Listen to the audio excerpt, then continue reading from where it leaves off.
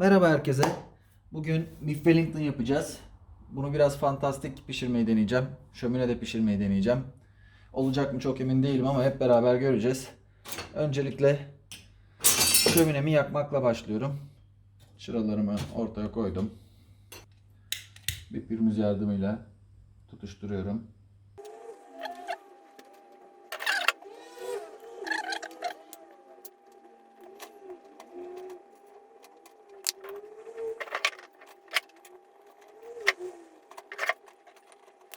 Şöminem bu şekilde yansın, odunlar yansın. Biz de bu arada etimizle ilgilenelim. Beef Wellington yapıyoruz. Daha önceden bolca istenen bir yemekti. Bir bonfilemiz var 800 gram kadar. Ama bunun tamamını yapamayacağım çünkü evde 2 kişiyiz. Gönül isterdi kalabalık bir sofra olsun ama koronadan dolayı, kısıtlamalardan dolayı pek bir araya gelemiyoruz sevdiklerimizle. Şimdi bunun bir parçasını alacağım. Daha sonra kullanmak üzere. Vakumdan çıkardım etimi. Şimdi tamamını kuruluyorum. Et dinlenirken sulanabiliyor doğal olarak. İkinci aşama olarak eti yağlıyorum zeytinyağıyla. İnce bir tabaka olacak şekilde.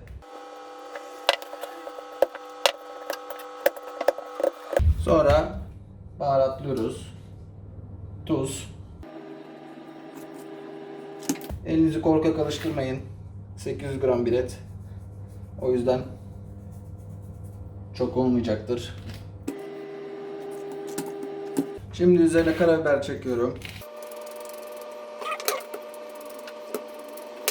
Tuz, karabiber yeterli olacaktır.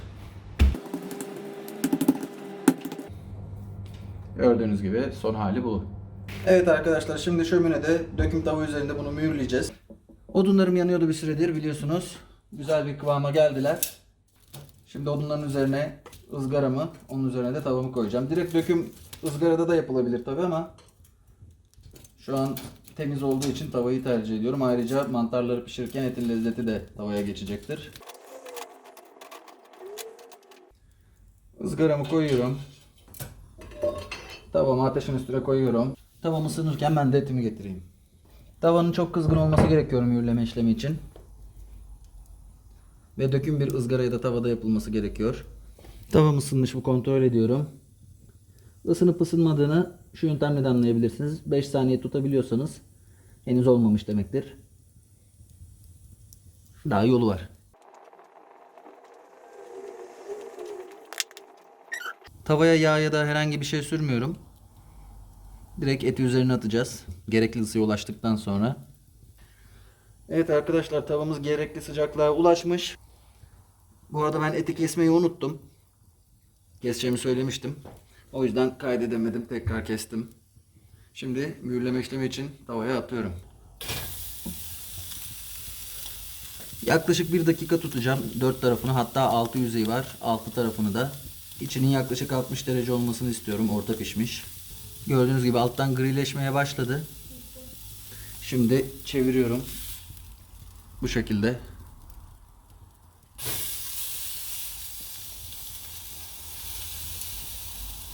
Tavanın farklı yerine koysanız daha iyi olurdu. Ama bir sonraki yüzeyi yaparken artık. Evet, daha uzun tutmayacağım ben bunu. Diğer tarafını çeviriyorum.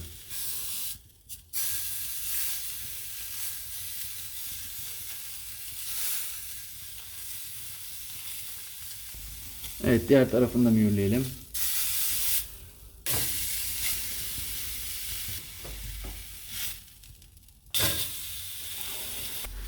Mühürleme işlemimiz tamamlandı. Eti tavadan alıyorum. Evet. Et bu şekilde. Evet arkadaşlar, eti mühürledik. Kestiğim kısım bu kadar. Şimdi bunun üzerine hardal süreceğiz. Sıcakken hardalı sürmek önemli. Hardalımı etin üstüne sürüyorum. Kalan etimi de birazdan vakumlayıp tekrar dolaba kaldıracağım. Bu eti de soğumaya bırakacağım. Orada mantarlarımla ilgileneceğim.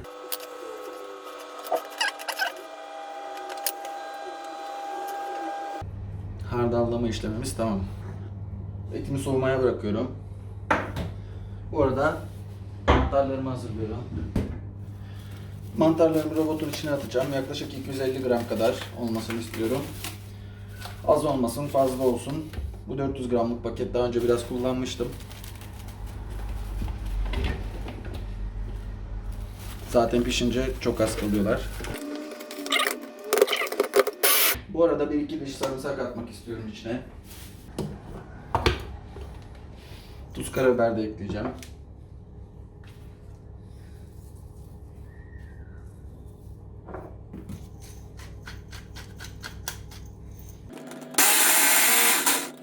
Mantarlarım hazır. Şimdi bunları aynı tavaya götürüyoruz. Şöminemize geldik. Tava hala sıcak. Mantarları pişirirken o kadar sıcak olmasına gerek yok. Amacımız mantarların suyunu salması. Mantarlar hafif hafif suyunu salmaya başladı. Ama daha yolu var. Yine yağ vesaire bir şey koymadım tavaya. Eti mühürlerkenki lezzet de mantarlara geçecektir. Mantarın sulu olmaması hamurlama işleminde önemli. Kalan eti de vakumluyorum hemen. Onu da aradan çıkaralım. Şöyle hazır boyutta poşet var, buna koyacağım. Poşet yapmakla uğraşmayacağım.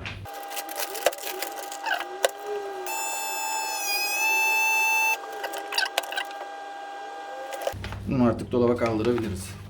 Evet, streçi tahtamın üzerine koyuyoruz. Bu işin orijinali domuz bacon'la yapılıyor tabii ki. Şu an elimizde öyle bir şey yok. Önemli olan bu işin pişirme kısmı. Etin ve hamurun düzgün pişebilmesi. Onun dışında içine koyacağınız şarküteri ürünü size kalmış. Şöyle biberli roast beef'ler var. Bir de şöyle çemensiz antrikot var.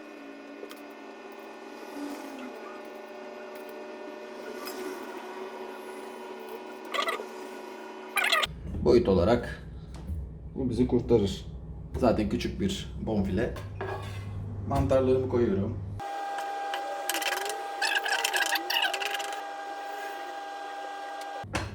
Şimdi geldik bonfileyi buna sarma işlemine.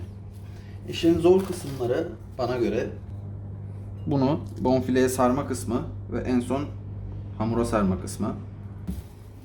Bu şekilde streçten tutarak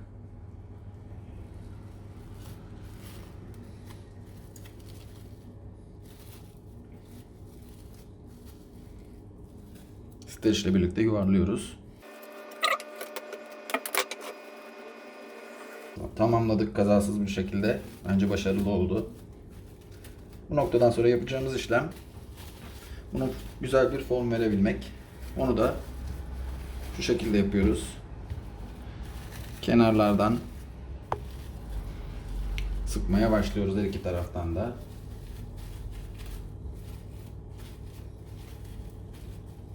Daha büyük bir parça olsaydı bu işlem çok daha zor olacaktı. Çünkü folyonun boyutu o kadar büyük değil.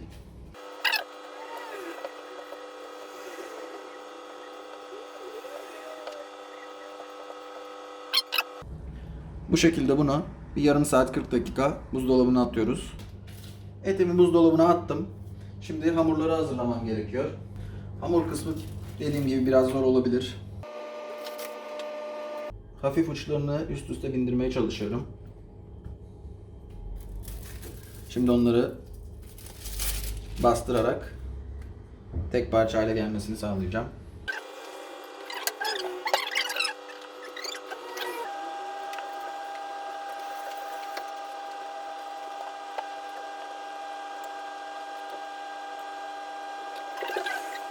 Üzeri için dekorumuzu da hazırladık. Şimdi yapacağımız işlem bu çözülen hamurları birleştirmek olacak. Birleştirme işlemini de bir kaseye su koyacağım. Şu şekilde parmak birleşme noktalarına parmakla bastırarak, çok su da yapmamaya çalışın. Milföy için su iyi bir şey değil.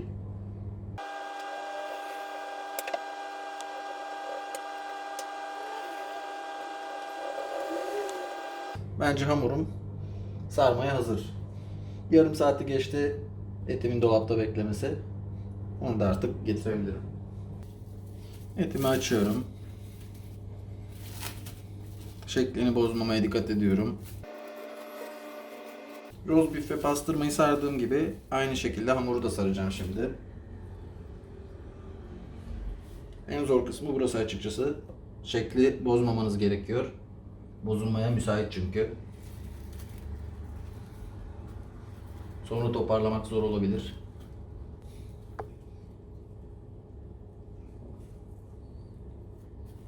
Evet.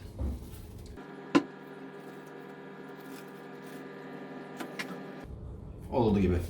Aslında hamuru kesip bu işleme başlasaydım daha iyi olacaktı. Fazla hamur olsun istemiyorum. Şuradan göz kararı keseceğim.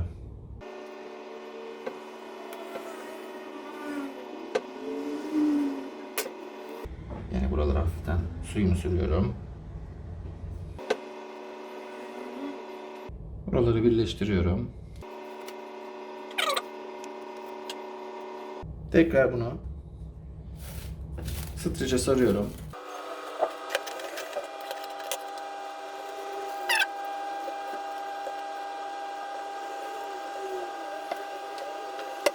Bu şekilde döndürebilirsiniz.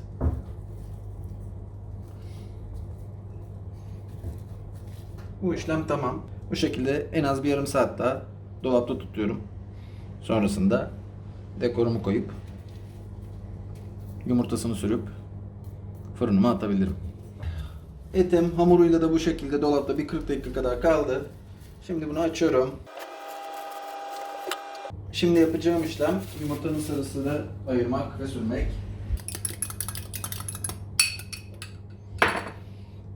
Öncelikle dekorumu yerleştireceğim.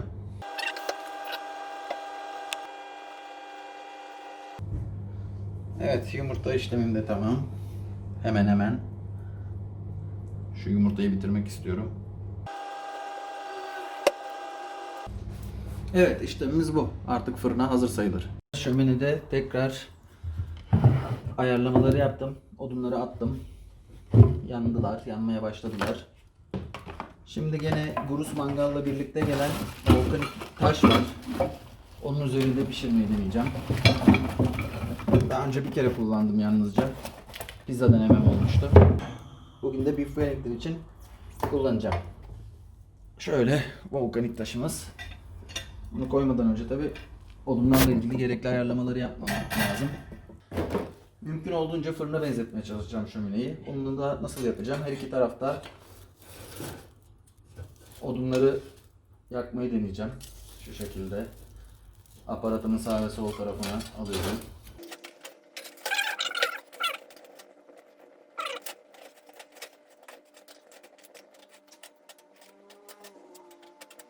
Evet. Közlerin kalmasında sakınca yok. Taşımın da ısınması lazım. Şimdi gene dediğim gibi odun fırına benzetmeye çalışıyorum. Amacım o. Büyük bir baca geçişi var. Bunu da biraz daraltmak istiyorum. Şöyle bir sacım var. Oraya özel kestirdim. Daha doğrusu atölyede. Onu da şu şekilde koyuyorum. Bundan sonra yapacağım işlem taşımı yerleştirmek.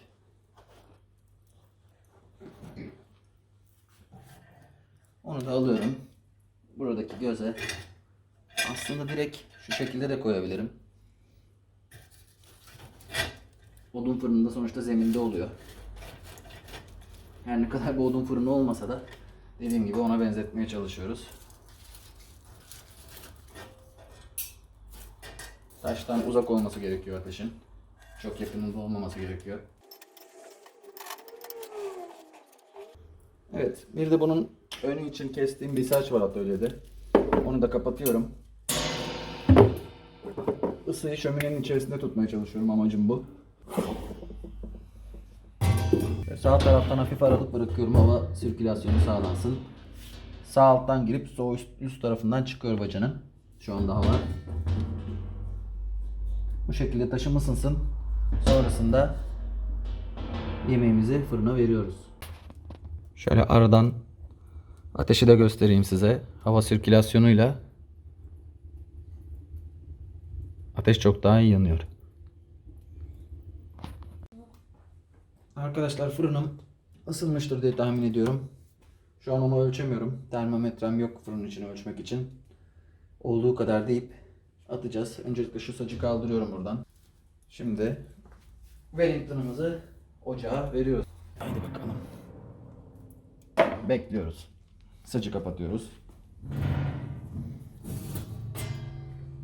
Evet arkadaşlar, bittiğini düşünüyorum. İç sıcaklığını ölçelim.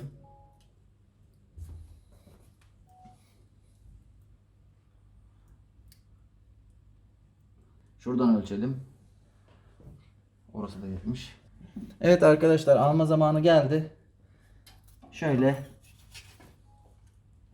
alıyoruz. Beef Wellington'ımız bu şekilde. Bir dakika dinlensin. Sonra dilimleyelim. Sona geldik arkadaşlar. Bakalım Beef Wellington'ımız nasıl oldu? Haydi bakalım.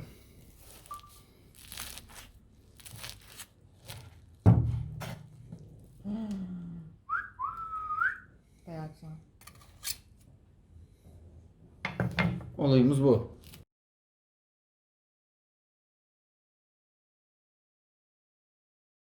Gördüğünüz gibi sulu sulu. Elim yandı. Kendime çatal getirmemişim ama bu zaten bana göre. Öncelikle bonfileye bakıyorum.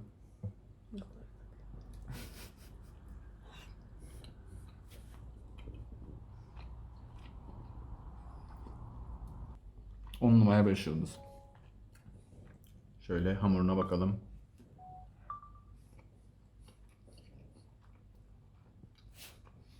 Daha önce bunu fırında da yaptım. Odun ateşinde çok daha farklı, çok daha güzel. Denemenizi tavsiye ederim.